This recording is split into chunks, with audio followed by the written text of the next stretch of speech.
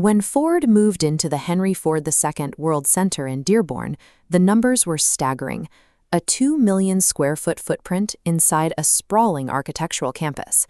The headline features are exactly what you'd expect: room for 4,000 employees and a massive crown jewel showroom holding 10 separate floor turntables. But the most deliberate architectural decision sits quietly, one floor up. Ford built 6 individual design studios, making every single one identical, the exact same square footage, layout, technology, and clay milling equipment, repeated 6 times. That level of absolute duplication is an incredibly expensive choice. It raises the question, what exactly does a company get by spending millions to clone a room? The answer comes down to a quiet variable that routinely corrupts traditional vehicle design reviews: the physical space itself. This diagram shows how environmental factors alter perception. A physical clay model read under a 12-foot ceiling with harsh overhead lighting does not read the same way in a space with 20 feet of clearance and a matte floor finish. The proportions stretch, the surface tension skews. This creates a psychological trap. Executives in a review unknowingly judge the flattering backdrop of the room rather than the raw form of the car. Traditional, varied studios make objective comparison nearly impossible. To judge a design fairly, you have to strip away the environmental variables completely. By cloning the workspaces, Ford removes the room from the equation entirely, allowing distinct teams to operate in true parallel. A Mustang team, a truck team, and a global program team can develop completely different vehicles, knowing their work will be judged on the exact same terms. This setup functions as a literal, physical, controlled experiment.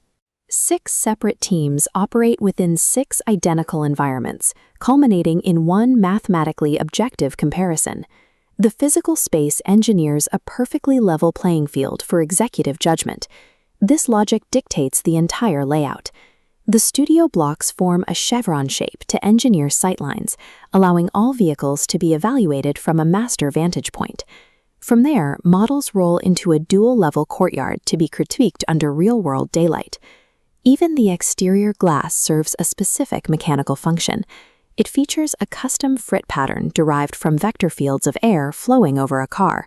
This provides solar shading, but it strictly functions as a privacy screen to blind competitors from seeing unreleased product lines from the street. Ford's complex proves that architectural environment is not a decorative container. It is an active piece of the design method. Standardizing the physical space solves a massive problem for leadership. But there is a distinct bottleneck in the concept phase that architecture alone cannot fix. That bottleneck is the sheer physical time and immense cost required to generate a full-size clay model. Because the medium is so slow, a studio might only produce 3 serious physical directions to put on the turntable. When time runs tight, that usually results in 2 safe bets and 1 compromise. A multi-million-dollar, perfectly standardized review stage is ultimately useless if the pipeline is too slow to provide enough credible options to compare. This is the exact operational gap Depix Design Intelligence was built to close. Depix floods the front of the design pipeline, rapidly generating vast numbers of photoreal variations weeks before physical modeling begins. This shifts leverage to the beginning. Instead of settling for 3 rushed concepts, you ensure those 6 perfectly lit rooms evaluate 6 incredibly strong options. Design teams can generate, compare, and lock in superior decisions radically faster, entirely before a single ounce of clay is ever touched. Ford built the ultimate architecture to level the playing field. Depix provides the deep bench you need to put on it.